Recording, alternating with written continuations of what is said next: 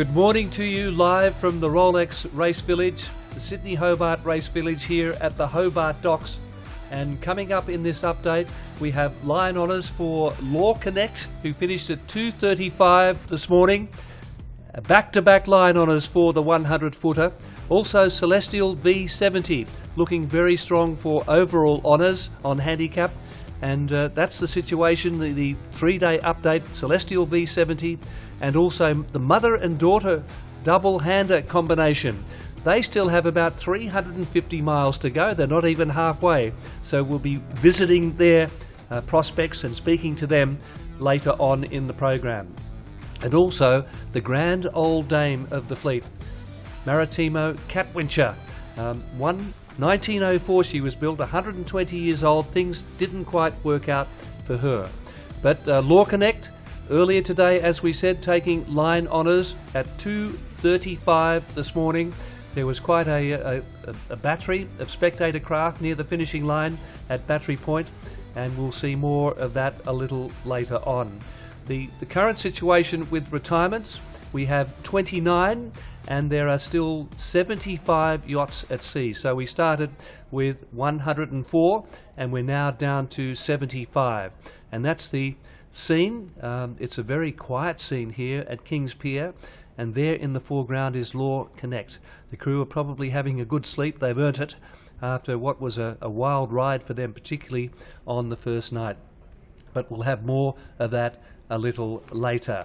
Let's look at the standings as they are at the moment, and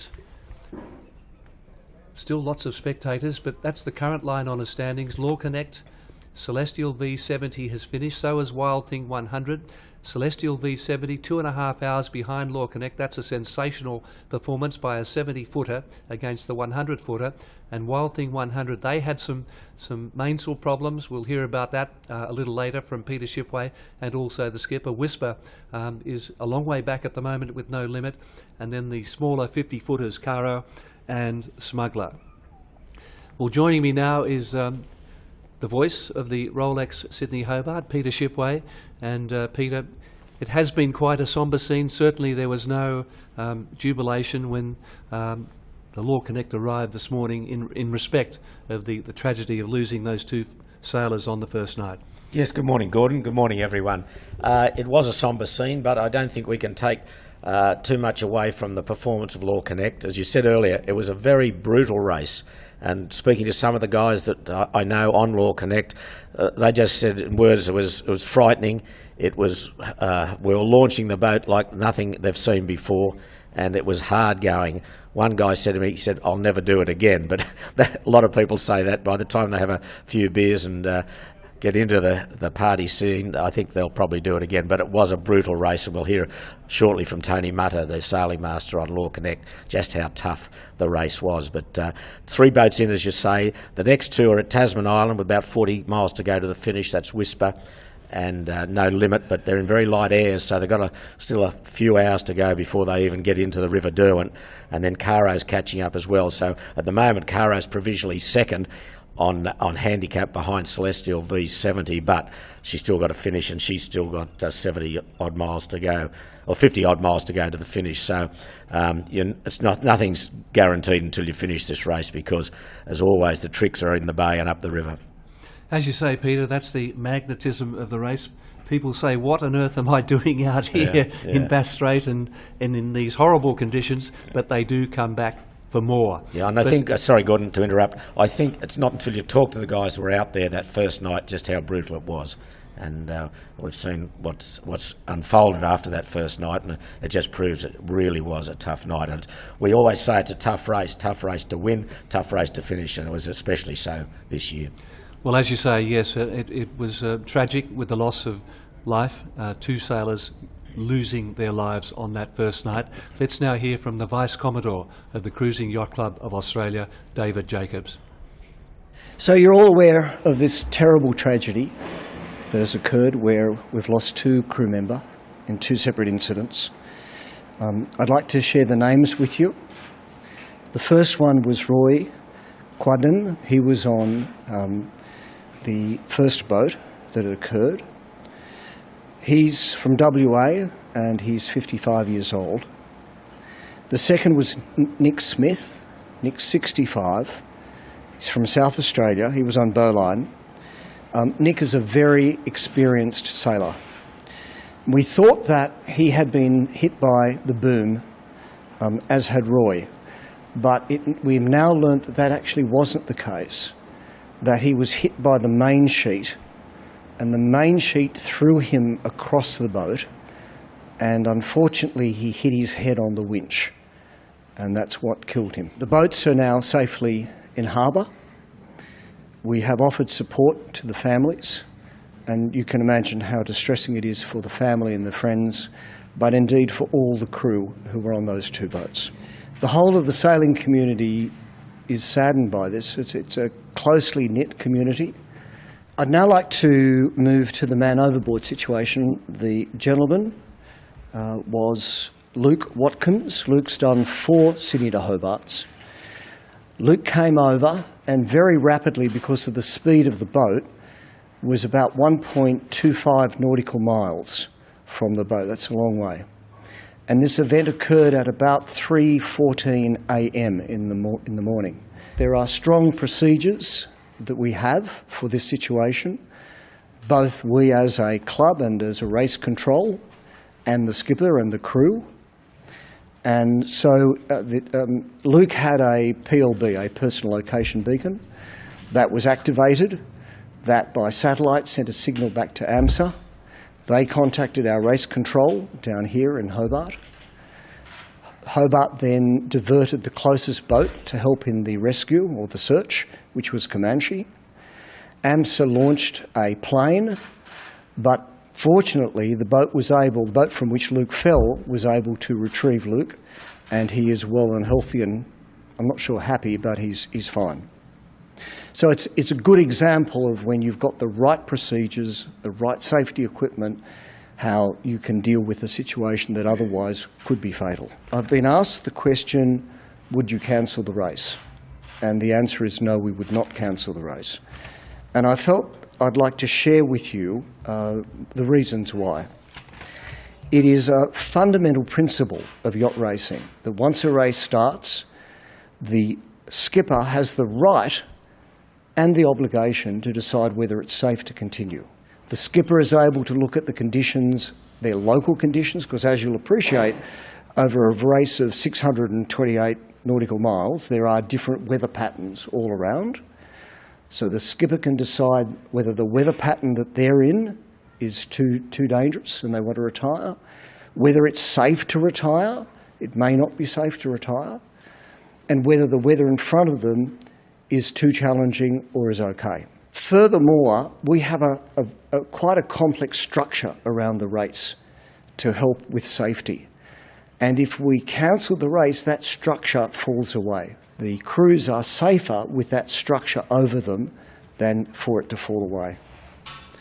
And as I said, finally, there are different weather patterns. It may not be safe for boats to try and get back to the coast. They may be going across very difficult seas. They may be going into very bad weather. So they're the main reasons why we do not cancel a race. And that was an amazing occurrence with Luke Watkins going overboard, Peter. He was 1.2 nautical miles away. Yes. When they actually got to him, Paul McCartney, the skipper, said he jumped back on board and looked as though he was ready to have a swim in the Olympic pool. Incredible. Yeah, amazing feat of seamanship by the crew to get him back on board, and very lucky. Well, as we said earlier this morning at 2:35, we saw the finish, the line honours finish, and it was another triumph for LawConnect, Christian Beck, with his sailing master Tony Mutter and tactician Chris Nicholson. We're out here with LawConnect as they're coming through the River Doe, and LawConnect is going quite well in maybe about 10 to 15 knots from the north-northwest. We're just getting a good shot of her on port tack there, powering up the river now. Should be looking at probably 15, 18 knots in that breeze. We're just south of Sandy Bay at the moment, so that means that we're really only a matter of miles now from the finishing line. The lights of Hobart. Yep. Hobart ahead. Yeah, she's just slowing down a little bit, but still reasonable pressure there coming up the river. We still have quite a few spectator boats out here awaiting LawConnect's second consecutive line honours win. I can see on board that all the crew are still in the wet weather gear that they would have been wearing offshore, as it's quite cold and windy in here. Well, Edie, the breeze looks to be getting a bit lighter from the shots that we're seeing, and the boat's standing a bit more upright now.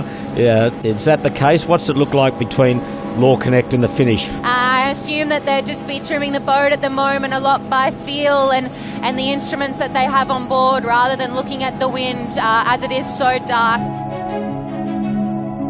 Slow progress now, a little bit slower, and I'm sure there's some warm feelings amongst the crew that they've got the job done through a pretty horrendous first night. This boat, LawConnect, will be joining those famous names of Asta, Bumblebee 4 and Ragamuffin with 3 line honours victories.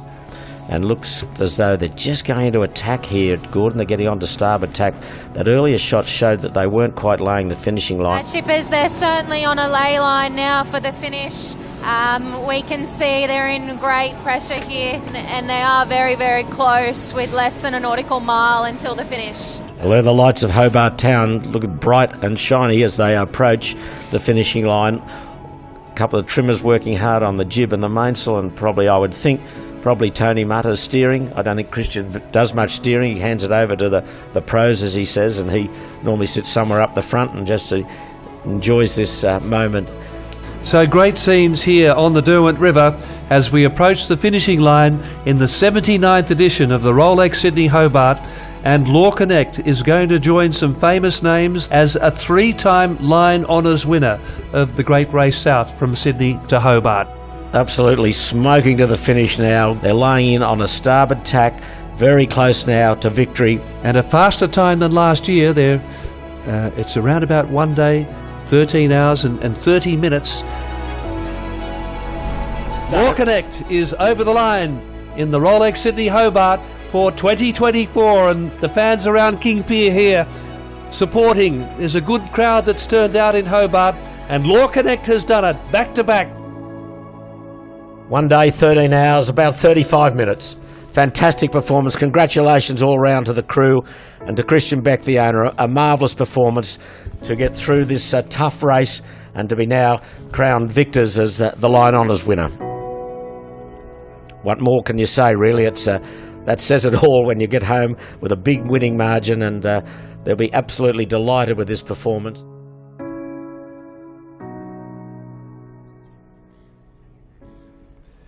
Yes, it certainly was a very tempered scene, Peter Shipway. There was no champagne on board, and the owner of the boat went straight to his hotel because he was suffering from a nasty stomach ailment, Christian Beck. So he didn't hang around at all, but yeah, it was an amazing performance. It was. And I saw Christian this morning congratulate him.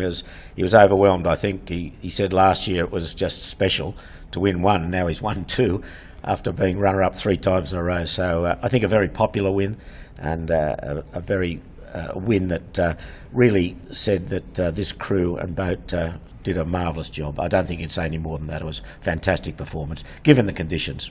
And some fantastic shots there from Sail Media, and those drone shots particularly coming into Hobart, the finish line at Castray Esplanade. James Bury and Sail Media, fantastic work by them.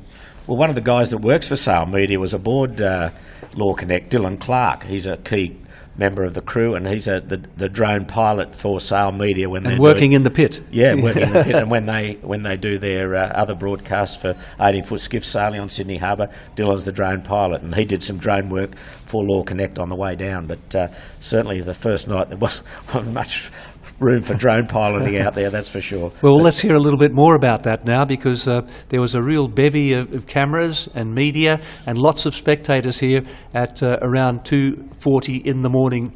So let's hear from the skipper now, the sailing master, Tony Mutter. I just wanted to say we're very happy to be here, to have our second win in a row. We are obviously hugely disappointed in the news that we've heard during the race with the loss of a couple of fellow competitors, and our heartfelt condolences go out to all the friends and family of those competitors. It was challenging conditions, probably the roughest race I've done out of the 11. Well, it was as forecast, 35 to 45 knots downwind out of Sydney. All the way to Green Cape and a little bit beyond for us. Big waves, there's always a lot of counter currents down there which change the direction of the waves, so they're got to be on your toes for that. And then afterwards, once the front rolled through, we obviously had a big push from the west, which added another challenge where we had to basically slow down for about 4 or 5 hours. No sail damage whatsoever, zero. Absolutely, totally surprised on that. Yes, Peter, they had to do 5 jibes in 40 knots of breeze in very hairy conditions on that first night, and it seems as though they handled that beautifully.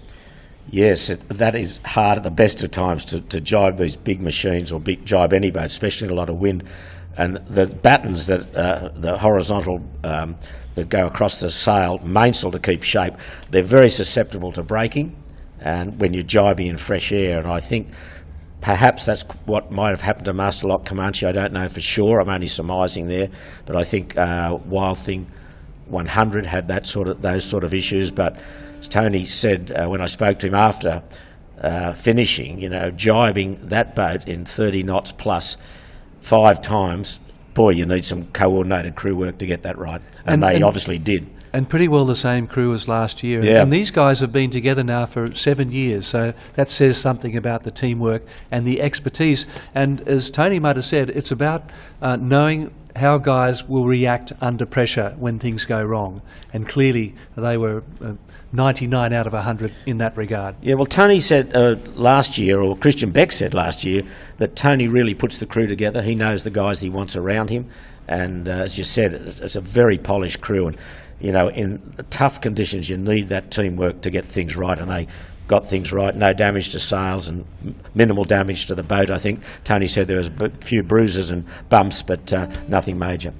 Well, last year, I think your stunning performance was from the two-hander Mistral, the 34-footer, which finished 6th on handicap. But what about the V70, Celestial V70, for Sam Haynes, the CYCA Commodore, coming home just 2.5 hours behind the 100-footer. Let's go to the action this morning. But first of all, on the harbour, Celestial really started to enjoy those conditions. This boat built for the Volvo Round the World race. It was purchased by Jim Cooney and Samantha Grant as Maserati, then became Willow, and then the boat was handed over to Sam Haynes because Jim Cooney and Samantha were over in Seattle in America. Yeah, some great shots there across the first afternoon across Bass Strait, but here she is coming up to the finishing line in the early hours of this morning. Dawn just breaking over Hobart, and second across the line. An outstanding effort, designed by the same designer that designed LawConnect. So there's a good double, isn't it? Juan K from Argentina. He designed LawConnect. He designed this Volvo 70. It was built as Ericsson 3 for the Volvo race in 2004. And look at that sight now. What a great sight it is, as I said, the dawn just coming into Hobart. Yes, Sam Haynes, a Sydney veterinarian, supporting the Assistant Dogs Australia charity, of which he's a director, and he's also sponsoring the Sydney Bulldog Clinic, an initiative of the Sydney Animal Hospitals, where Haynes is a director and a proprietor. So 2 fantastic causes there. But I think 9, maybe 10 of the Celestial crew from the TP52 of Sam Haynes, which was successful in 2022, were on board the 70-footer. Yes, well, she's provisionally first on handicap, and I think I can't see anyone beating her at the moment, but we'll say provisionally first, and she'll win by a long way, I think. And you just look at the crew. I mean, Sam himself, this is his 2nd win, and of course you remember in 2021 he was the provisionally first, and then a protest was lodged against him for a radio incident, and he was demoted to 2nd place. So now he's won his 2nd race, and it could have easily been 3rd. And one of his key crew members was Rob Greenhull, an English yachtsman. This will give Rob his 4th win in the race. He was on Yakumo in 2016. He was on Ichiban in 2019. And he was on Celestial in 2022. So an outstanding professional sailor from around the world with a marvellous track record. Look at that sky just dawn on in Hobart. It's just a fantastic scene as they coming up the river. But as you say, some of the crew that were with Sam 2 years ago when he won, there was Lewis Brake was there, David Chapman, Rob Greenhell I mentioned, Ted. So Sam Haynes, of course, Jack McCartney, an outstanding 18-foot skiff sailor, Frank O'Leary, Luke Payne and Harry West. Harry, the son of Phil West, a well-known yacht rigger from Sydney, and the other guys in the crew. David Burt, I think he was sort of the boat captain. He was the boat captain. Jim Cooney, he was a member of Jim Cooney's crew, so a great thrill for David. Pete Cumming was there. Ted Hackney, son of Graham Hackney, who was a former Sydney Hobart racer. Will Haynes, Sam's son, was there. Alex Nolan was the navigator, and Luke Parkinson, a renowned sailor as well. Liam Wolfe rounded off the crew. But a fantastic effort. We say provisionally at the moment that they are the winners. Now, Gordon, you like your trivia. I'm going to give you a little bit of trivia here. Do you mind? Are you happy? You ready for this? I'm a little apprehensive. Okay, yes. You should always be apprehensive when I throw things to you. Sam Haynes is the Commodore of the Cruising Yacht Club of Australia, and he will become the third Commodore to win this race. Who are the other two? When they were as the active Commodore, as the present Commodore. I can answer one. Matt Allen with Ichiban when he was Commodore. And I think I have to go back to 1970, Sir Robert Crichton Brown with Pasha. Well, Gordon, that's why I give you trivia. Probably I should stick to the trivia. No, Matt Allen did win, but he wasn't Commodore at the time. Oh, okay. But you're right with... Sorry to put you on the spot. Yes. But you're right with Bob Crichton Brown, who became later Sir Robert Crichton Brown. He won with Pasha in 1970. Have to go back to the fifth race, Merv Davey, in Tradewin in 1949. Merv built the boat, designed the boat, and skippered the boat. So they're the three Commodores. Only you would know that, Peter Shipway. And there's one other Commodore, you ready for this one? Yes. That won the race, has won the race when he was not... Sorry, there's two others. Won the race when he was not Commodore. One was Matt Allen. Who was the other one?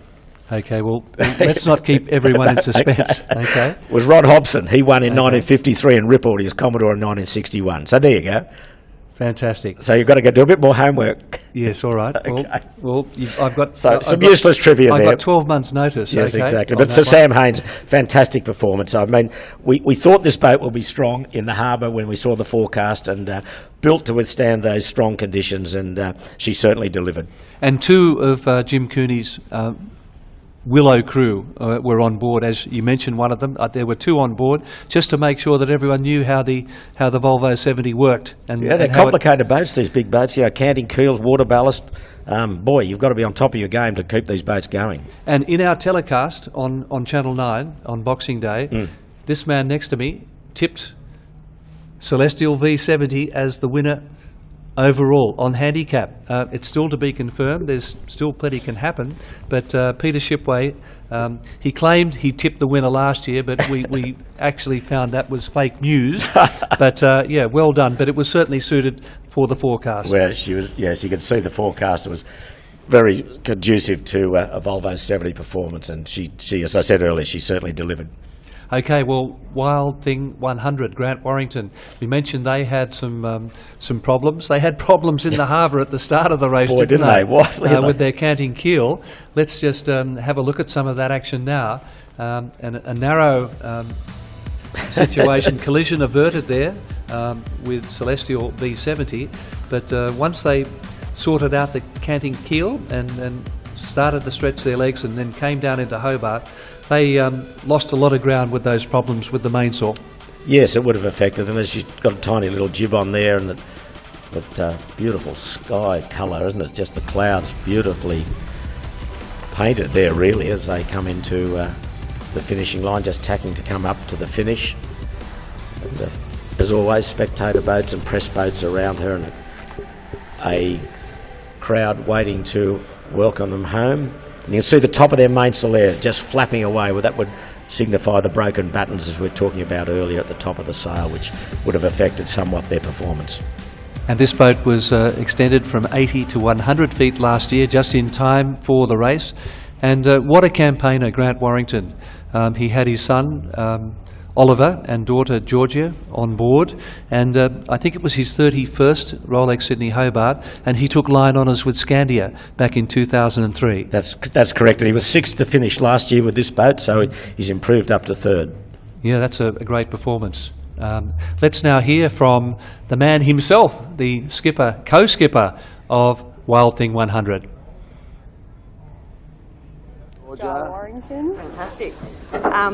Tough conditions out there, brother? Yeah, well, I mean, every year coming to Hobart, it's tough at some stage, but this race was pretty tough the whole way.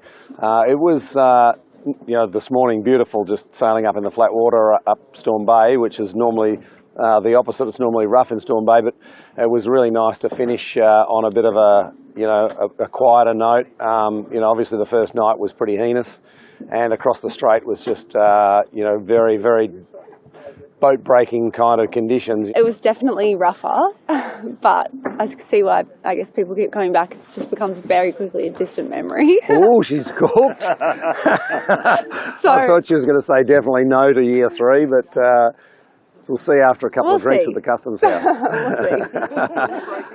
Yeah, a lot of broken gear the first night in a jibe. Actually, I think it was just before Comanche broke their mainsail battens. We broke all of ours, and so that's why all the top third of our mainsails all shredded. We just wanted to get to Hobart, and we knew it would affect our performance, as did losing our starboard steering wheel. That hub disintegrated at one stage, just crashing off a wave, and the guy that was driving just said, "What do I do with this steering wheel?" Someone go and grab the other one on the other side. So, we just love getting to Hobart, and it's all about, the event for us, and finishing doesn't matter where you finish, but to get a good result's a bonus. And, we had a great result this year, so we're very happy to be in Hobart. Yes, just 3 hours behind the line honours winner, LawConnect. A brilliant performance, considering all of those problems they had. Yeah, he's a great competitor, Grant. He's been at it a long time, and there's always a bit of spectacular action when he's around. They lost the keel one year from the boat, and then we saw that almost capsize in the harbour. So he provides us with plenty of thrills and certainly spills. Yeah, they lost their canting keel and capsized in Bass Strait, didn't they? He's always coming back for more, and they're going to put a taller mast in, taller rigging in, once he gets back to Sydney. I believe so, and then Grant told me that they're going to take the boat to America to do the Transpac race from Los Angeles to Honolulu, and then return next year. Definitely back next year. For the 80th Rolex Sydney Hobart race. So it's great to have them back with a full rig to join the other maxis to see if they can improve on their 3rd to finish. Let's go to the Rolex Sydney Hobart website and the tracker, and let's have a look and see, Peter Shipway, where we stand at the moment. Okay, well, here we go now with the line honours list here, Gordon. We can see there that LawConnect obviously finished, Celestial's finished. That's their elapsed time, the time they took to do the race on the top right of screen, or the right-hand column. Celestial finished just under 3 hours behind LawConnect, and then Wild Thing, of course, finished about another 27 minutes behind. Now, still to finish in order, Whisper at just round Tasman, 39.5 miles to go, doing 9.5 knots, and her course is 285. A couple of miles behind her is No Limit, David Goetz. They were well ahead of Whisper this time yesterday by 15 miles, and then they seemed to run into a light spot, or had some issues though. The speed dropped right down when they Whisper to catch up, and now it's past them. Caro, now here's a boat that could figure in the placings for handicap. Max Klink's boat won the Fastnet race in 2023, and she was 3rd in the Hobart a couple of years ago. First of the TP52s, and then Smuggler, Seb Boehm's boat from Sydney. She's currently leading the CYC Blue Water point score, so she's handily placed there, but 69 miles to go, so she's about 30 miles from Tasman. Then Antipodes, Jeff Hill from New South Wales and Hong Kong, he resides in both. She's 8th. Then Ocean Crusaders, Jaybird, Denali rounds out the top 10. So they've still got a long way to go. I mean, you look at Antipodes, 179 miles to go. So she's probably 20 to 24 hours away from finishing. So today, I think we'll see probably Smuggler, Caro, No Limit and Whisper finish, and then overnight and tomorrow we will get a lot of boats in. But we might just have a look at the handicap placings when we can. If I can get this up, there's the handicap placings. Celestial clearly ahead on handicap. Caro provisionally second. This is all provisional, of course. She's still out there. Caro. Smuggler in third spot. Whisper. That red... Peter, Caro, they're 47.5 miles still to go. Yeah. Yes. In the middle of the screen there. That red writing there, time to beat. That's the time they've got to finish to beat Celestial V70. And you see, she's got to get in by 10:40, which is almost now, and she's still got 47 miles to go. So she won't win it. She could figure in the placing. Smuggler's got to get in a bit later by 11:58, which is midday. She can't do that. Still got 69.5 miles to Whisper go. don't, and No Limit and LawConnect don't have any red there because they cannot win now. Their time has expired. Wild Thing cannot win. Mistral. Now here's this little boat that we said last year put it up in a magnificent performance to finish 6th overall. She's a double-hander for Rupert Henry, leading her division clearly, and she finished, now there she is amongst all these big boats. You know, there's a 70-footer, there's a 52-footer, there's another 52-footer, there's a 62-footer, 62-footer, LawConnect 100-footer, Wild Thing 100-footer, and there's Mistral, 34 feet. Still highly placed on the handicap list. She's got a long way to go. I don't think she can win it overall. She can certainly win the double-handed division and create history by winning the double-handed division for 3 years in a row. And Rupert has really put together a fantastic campaign. Last year he had Jack Boutel with him, previous year Greg O'Shea, and this year Corentin Duguay, an absolute gun short-handed sailor from France, and Rupert himself, no slouch indeed. Corentin sailed with Rupert earlier this year in September when they did the Normandy Channel 1000 race against all the top short-handed sailors in France and Italy and all around Europe, and they finished 7th out of a fleet of 30. So they're both world-class sailors, and Rupert, again, has put together a fantastic effort. He's got to get in yet, but he's clearly ahead on the double-handers. Peter, you're doing amazingly well considering you've had no sleep. But we've referred to Peter G as Tasmanian television royalty. He's an old colleague of mine with the ABC Sport. But Pete, what about that Luke Watkins, the man overboard on the first night? I believe you have a personal connection. Yes, good morning, Gordon. Yeah, the one Rolex Sydney Hobart that I've done was 10 years ago aboard Michael Crew's Magic Miles, which is normally tied up at Kings Pier over where the cruise ship over my shoulder is right now. Luke oversaw all the safety drills and briefings for us novice crew, and if anyone was going to survive 40 minutes floating on his own out in the Tasman Sea, it would be Luke Watkins. Very safety conscious, and must be said a little bit of a superstitious sailor. He's been aboard a winner of this race, alive, back in 2018, so he's done it all. He knows the business. And at 45 years of age he had his greatest scare out there a few nights ago, and thanks to the seamanship of his crewmates under Paul McCartney on Porco Rosso, the Hobart boat, which was going very well, very fast in the harbour, and they must have thought they were a bit of an outside chance to win the race, but they had this emergency at sea and they handled it brilliantly. And Luke, cool, calm and collected, though I'm sure his heart was going at 1,000,000 miles an hour out there in the water. They got him back on board, and he's lived to tell the tale. That's the good story that's come out of the race in 2024. I think they were 10th on line honours at that point, Peter G. But an integral member of our commentary team in Hobart for the first time, a young lady who you are about to introduce, along with Olympic silver medalist Olivia Price. She this year was named by Australian Sailing as the Sail Team of the Year. You might like to do the honours, Peter G. Oh, I'm honoured to have Evie Hazeldine joining us in commentary this year. Evie, our Olympic skiff sailor in Marseille. Very similar conditions here to Hobart as to southern France. Welcome, Evie. Thank you, Peter and Gordon and shippers. Certainly not like it is in the south of France in summer, but definitely reflecting, I guess, the mood of the race this year. And we heard your voice out on the river last night. How was it to be right beside LawConnect as she carved away up the River Derwent to take line honours? Oh, it was certainly a spectacular scene to have the boat come in sort of in the early hours in the morning and quite dark. The crew on board celebrated, I think, in respect to the tragedy that we have had this year, and still a great celebration for them to be able to cross the line for the second time as the line honours winners. Yes, it must be said that the mood around the docks is a little bit subdued this year, but there is a good number of people here getting up close and personal to these 170 footers.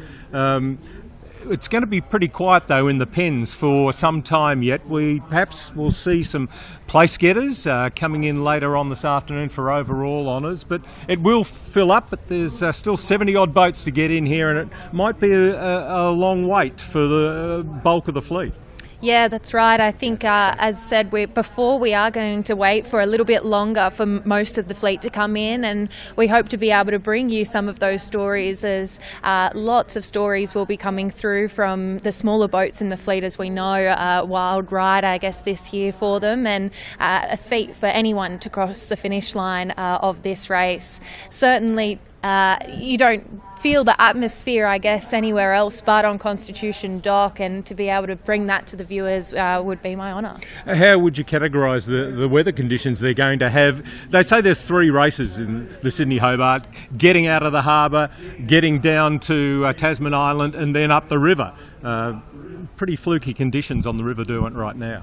Yeah, that's right. It's quite calm at the moment, and the sun's just made an appearance for the first time this morning, but we are in a cold front at the moment, and we do have another weather system coming over, so it looks like that the smaller boats will still have breeze coming across Bass Strait, but probably a little bit more subdued as they come along the east coast of Tasmania. All right, well, as you said, we might get out on the river this afternoon and get a feel of it. It's dead calm at the moment. A little bit of a southerly just wafting up, but it's not hot, as you've intimated, so sea breeze probably not going to kick in to really shoot them home this afternoon. So a lot of work to be done out there on the water, and there are divisional prizes, and so there's races within the races in the Rolex Sydney Hobart, and we will be bringing that to you for our next update this afternoon and over the next couple of days. Great to have you with us. Thanks, Peter. Yes, and Evie was also part of the inaugural Women's America's Cup campaign, Peter. And I believe you spent some time in the America's Cup simulator. How'd you go? Had a couple of capsizes, but we won a couple of races because we were racing by ourselves. But that was an experience and a half. John Winning and myself jumped in there and tried to learn how to sail a foiling boat, but we didn't have great success. So I think it's a bridge too far for us. Well, we had Zeus with a foil this year. She was doing very well. A separate foil to the keel. A very different foil. A very different foil. But they were doing very well until things came unstuck. Absolutely, they were enjoying those really fresh conditions. It's a foil that comes out the side of the boat horizontally to provide lift and lift the boat and stability. And she was powering away ahead of the other TP52s, but then she suffered some damage. But there would have been tremendous pressure on that foil in those hard-running conditions, and she didn't quite make it. Peter, one of the amazing things is that we've had such diversity in the crews. 135 female sailors, which I believe is a record total, and that's around about 15% of all sailors in this year's race were females. There were three female skippers of boats over 52 feet, which is very impressive indeed. And one of the really amazing crews, the double-handed crew, mother and daughter, I refer to Annette Hasselmans and Sophie Snyders. Now, they sailed back from Osaka to Melbourne after the race in 2018, and they're planning to do it again. So Lisa Darmanin caught up with them at the Cruising Yacht Club of Australia. This is an amazing story. I'm here in front of the beautiful Fika with the mother-daughter duo of Annette and Sophie. Are you two looking forward to the race? The forecast is looking interesting.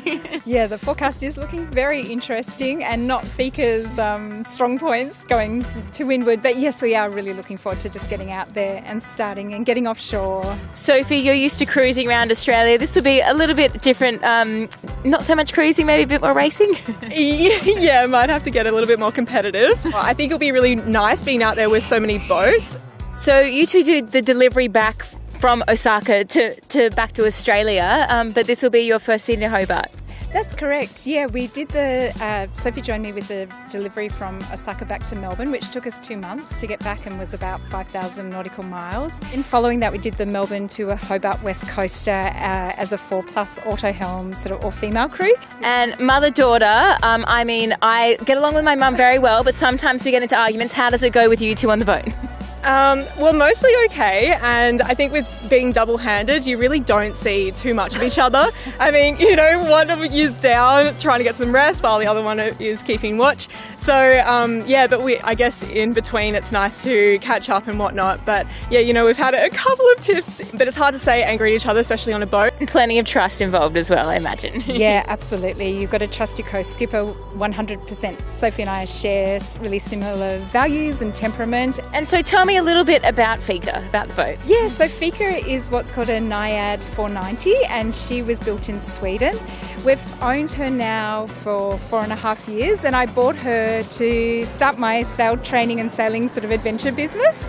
She's a cruising yacht, but she is a long and big boat and powerful boat, so we can get good speeds in the right conditions.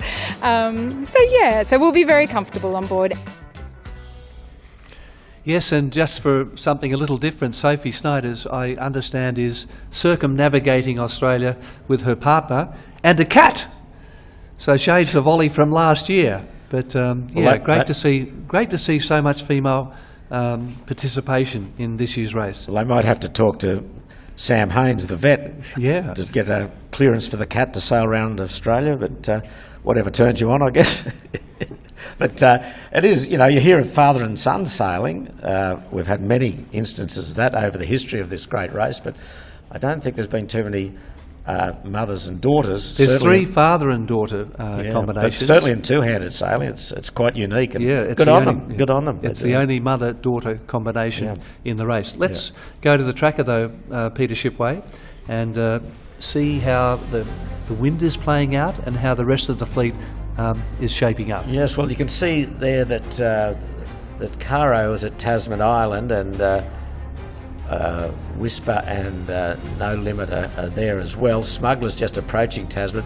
Those arrows showing the wind direction, but it's a tricky place here because the forecast is for the area from the lower east coast coastal waters, Wineglass Bay to Tasman Island, where Smuggler and Caro are in. It's northwesterly. This is the forecast issued by the Bureau of Meteorology. Northwesterly 15 to 20 knots, reaching up to 30 knots offshore early in the morning. Then winds shifting south to southwesterly 10 to 15 knots in the early afternoon, then tending northwest to southwesterly in the late evening. So you can see those arrows down at the bottom left of screen. They're starting to point towards away from the south, so that's southerly starting to come in across the racecourse. So the boats further north off Freycinet and up near Flinders Island, they've still got a good westerly stream, so they'll be making good progress almost on the rum line down towards Tasman. But as they get south, they're going to hit headwinds again, so that again is going to really slow their progress. So I think we're not going to see too many boats today at all finishing. And Antipodes there, just off the northeast coast of Tasmania. Jeff Hill representing Hong Kong. Jeff Hill, I think, has just left his 70s. He says this is going to be his last race, but he's been a huge supporter of the Corinthian sailors. I don't think there are any professional sailors on board. They had Lindsay May last year as navigator in his 50th consecutive race. Lindsay flew down this year. Yes, he was scheduled to navigate Love and War, Lindsay, and unfortunately he had a bad cancer removed from his leg. It's all okay, but he wasn't in a position to navigate. He had to pull out about 6 weeks before the Hobart race, and Paddy Broughton, the owner of Kioloa 2, stepped aboard to navigate Love and War, who are doing very well. They've enjoyed the fresher upwind conditions. At the last report, they were leading their Division 5 in the race. But you can see the bulk of the fleet all getting it just across Bass Strait here in westerly breezes. There's Love and War there. She's just east of the rum line. Most of them are east of the rum line. There's Maritimo 100, the lovely racer cruiser, 100-footer, the biggest boat in the fleet, really. And apparently when you're on watch duty there, you're actually in the stateroom, Peter. Well, that'd be nice. Yeah. It certainly would have been nice. And they have a full-time chef on board. Well, there you go. That's the boat we need to get on, Gordon, some stage. But she's a beautiful racer cruiser, bought earlier this year out of the United States by Bill Barry Cotter, designed by the Ed Dubois Design Office from the United Kingdom. And I'm just trying to pick up a little Mistral. She's somewhere here. I'll just flick over here. You think I would There's know Love and War. Yeah, there's Love and War. You'd think I know how to use this by now, Gordon, but I'm learning. Hang on. Just stick with me here. I'll just go down the side. I'm not moving where I should move. I'm looking for Mistral. Active. Where's my little... Here we go. This has helped me here, Gordon. You flick through this and you land on a boat. Just, here we go, Kismet. Comanche's finished. There's Love and War. Coming up to Mistral. There we go. So I go bang like that. And there she is. There's Mistral. There she is. Right, there's Mistral. So she's across the strait and approaching east of Eddystone. So there's a group of boats behind her, but she's clearly the double-handed leader on the water. So she's not far behind Maritimo 100. Arwen there, on bottom right, is being skippered by Sharon Ferris-Choate, the famous round-the-world sailor from New Zealand, world speed record holder, and the Canadian-born Sharon Ferris-Choate, who represented New Zealand at 2 Olympic Games. They're further east of that main bunch there. Well, while we're looking at Mistral there, it'd be worth looking at the Oroton Drumfire and talking about her. She won the PHS division last year, which is the Performance Handicap division. That's not a computer-rated division. It's a division that's worked out on algorithms, and some boats don't go into IRC where the overall prize is, but Oroton Drumfire, she's got 5 women aboard, and 3 of those women are outstanding world-class sailors. Stacey Jackson, Caroline Brower, and Jessica Watson, who I'm sure everyone, whether they're sailors or not, will remember Jessica Watson as the youngest woman or youngest person ever to sail non-stop single-handed around the world. And 211 days, I think it took her to do that. Yeah, 7 months, yeah. Yeah, well, that's... And Sydney Harbour, you could literally step from boat to boat when she arrived finally at the Opera House steps. Fantastic homecoming. But Carolyn Brower that I was talking to about, she's an amazing track record in sailing. And Happy Wanderer there, Peter, it's a Corby 49-footer, and on board is a young man, Andrew Marr, who is the grandson of the great ABC cricket commentator, the late Alan McGilvray. He was the voice of radio cricket in this country for 30 or 40 years, and I know you and I spent a lot of time in his kitchen. Having a quiet lemonade or so. Having a quiet lemonade in the early hours of the morning after a day's cricket. That honour now belongs to our old friend, great friend Jimmy Maxwell. Jimmy Maxwell, the voice of summer on ABC radio. But yes, Alan McGilvay's grandson, Andrew Marr, is on board Happy Wanderer. So that's the latest scene there for those boats that are off the north-east coast of Tasmania, some well out to sea. Yeah, they could do it tough today, this afternoon, getting into southerlies again. Boy, they've had a bit of a battering, that smaller, or the half of the fleet, or the more than half of the fleet, because 3/4 of the fleet are still out there. And there's 29 retired and 75 still racing, so it's a high attrition rate for sure this year, as to be expected, I guess, given those conditions, especially on the first 24 hours. Peter, that Maritimo brand is world famous. Long-range luxury power yachts.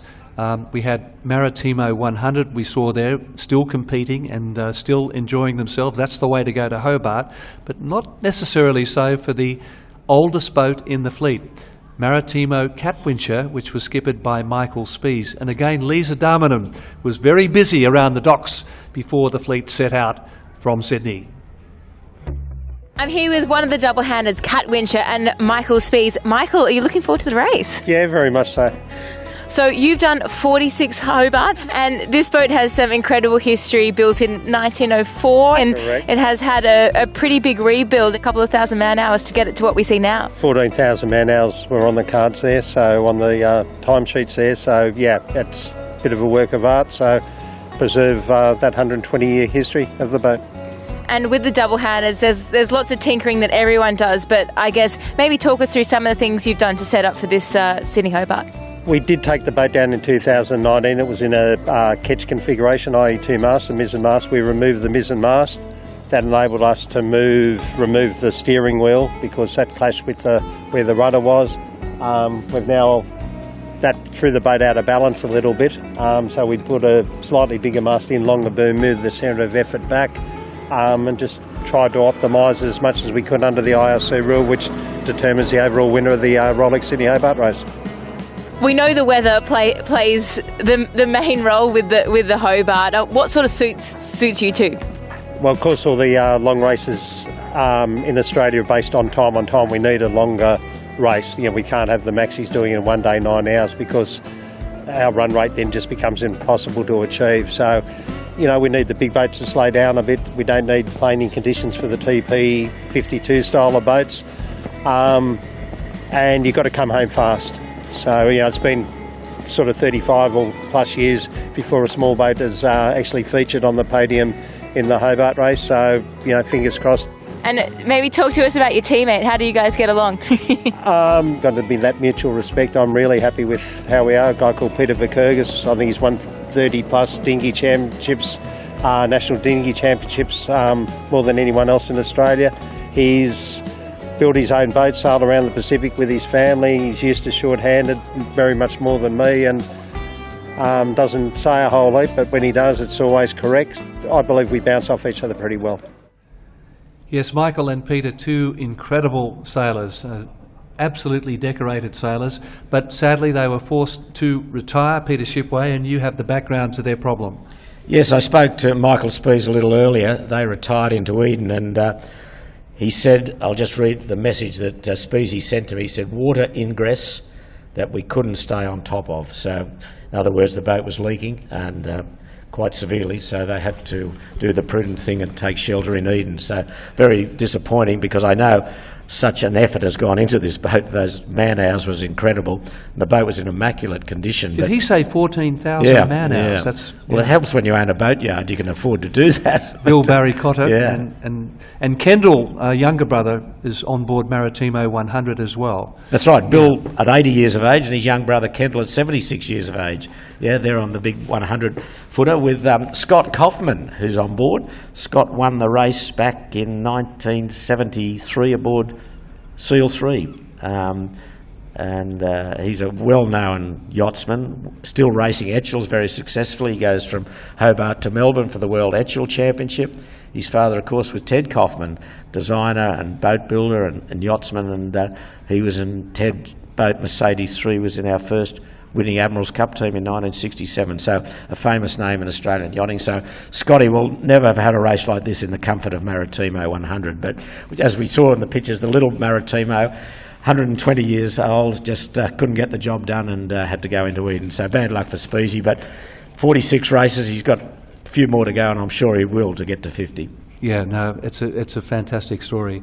Well, part of the attraction, the great attractions of this race, the Rolex Sydney Hobart, is the finish, the destination here in Hobart. And again, we'd like to thank Tourism Tasmania for their ongoing support of the 2024 Rolex Sydney Hobart. This place has it all. Rich history, 360-degree views, and slow-moving fluffy lawnmowers. Yes, that looks as though it might have been Maria Island, Peter, which is an eco-island. And there's this famous walk there. You can do it for 3 days. I did it with my daughter, and it is a magnificent experience where you actually mix with all that wildlife. And you can even climb Mount Maria if you're so motivated that way. Quite a scary voice, that voice. It sounded like you, Peter, after a heavy night. It wasn't you, was it? I don't think so. Maybe the night was so heavy it may have been me. I don't know. Well, it was a great, lovely spot just north of Tasman, and most yachts would see that as they come down the coast. A lot of boats will close the coast around Maria, and once you're there, you're nearly home, but you're not home till you're home, are you, in this tricky race? It's a wonderful island, and you can probably drive around the island in a couple of days. There's so much to see. So come to Tasmania. The yachties love coming back here, and once a lot of these boats arrive, they'll be getting involved at the Customs House Hotel for the quiet little drink to celebrate. It all originally started at the Shipwright Hotel. That's another place you should visit if you're coming to Hobart, in Battery Point. Tony Cable and John Dawson, the originators of that quiet little drink, and I know you've been involved on many occasions during your 31 visits to Hobart. Couple of characters there, Dawson and Cable, boy. They could write a book, and well, sadly John can't. He's passed away a couple of years ago, but he and Cable, they a couple of really good characters, and it stood the test of time for many years. You know, thousands and thousands of beers were drunk at those hotels, and a lot of good times were had. I think the original order was 400 beers, and then that changed to at least 2,500 beers a couple of years later. Yeah, well, I think the history was that they walked in and said, "Can we have 400 beers?" And the barmaid said, "Excuse me." They said, "Well, we have 400. Can't you hear us?" So she had to go out the back and ask the manager, "Could she pour 400 beers?" He said, "Give them what they want." Then it just went from there. So Tony Cable was the record holder until passed by Tony Ellis. Tony Cable, who will be watching back in Sydney, 53 Hobarts sailing down, and then his last few on the radio relay vessel. So congratulations to Tony Cable, who's one of the legends around the Cruising Yacht Club of Australia. Peter, just before we sign off here from Kings Pier, the Rolex Race Village, let's have a look at the standings and bring us up to date. Okay, well these are the line honour standings. They've probably changed a little for the boats that are still out at sea. Next on line honours is Whisper with 35 miles to go, so look at the speed. She's down 3.8 knots, and behind her by a couple of miles is No Limit, 4.3 knots. And looking behind us, when we're in camera there, you can probably see it's quite light here, light northwester. So they're going to be tacking across the bay and up the river. Caro, not at Tasman yet, she's just north of Tasman, doing 8.9 knots, so she's slowed down. Smuggler, 11.3 knots, getting quicker as they get further north, but I think they're going to hit a southerly, some of these boats, as the forecast showed. But Antipode's doing 13 knots, but she's way up off St Helens, still 110 miles behind Smuggler. And then Denali, and then we go down to 210 to active again. Schutzpaar doing very well in her division. Bruce Taylor, his crew, when they started, between the crew of 10, 293 Hobart races, so they will jump over a combined total of 300 Hobart races when they get here. And this boat has been second, a very popular member of the sailing fraternity out of Victoria. Bruce, I think, on his 42nd race. Kingsley Peace, his navigator, 41st race. And again, they're doing a credible performance to lead their division on handicap. So, but still over 200 miles to go, so they're 24 hours plus away. So for the moment, it's today we will see, I would think, Whisper, No Limit, perhaps Caro and Smuggler finish, and then the rest either overnight or early tomorrow. So 43rd actually for Bruce Taylor. 43rd, yeah. 43rd. And Smuggler there is the current leader in the Audi Centre Sydney Blue Water point score for the Cruising Yacht Club of Australia. They're in 7th position at the moment on IRC, so they're in a great position to take out the Blue Water Championship. Yeah, they've performed very, very well in the lead-up races. They've been in the top 2 or 3 in most of the races. Seb Bone's boat, he's got Steve McConaughey on board. Steve's in his 25th Hobart race, very experienced and excellent ocean racer, and so they've pushed this boat hard, and she's been one of the top TP52s for a number of years now. And Seb's a comedy promoter. He's brought out some of the big international names. including John Cleese, Stephen Fry, and Mr. Bean, Rowan Atkinson. So, yeah, he's a versatile man. And maybe he could promote you and I, Gordon, perhaps. What, Laurel and Hardy? Yeah. Abbott and Costello, probably. I think on that note, we better sign off very quickly before we lose contact with the audience. But thank you very much for joining us here at Kings Pier. Don't forget to watch our next update, and that's going to be in about 5 hours' time at 4 o'clock local time. Every day, right up to New Year's Eve, we will have reports at 10 a.m. live from Kings Pier, the Rolex Race Village, 10 a.m. and 4 p.m. And follow everything on the Rolex media, the Sydney Hobart website, the CYCA website. So on behalf of Peter Shipway, also Peter G. and Evie Hasseldine and the Hype Media team, we'll say goodbye from Kings Pier, and we'll see you in about 5 hours' time. See you there.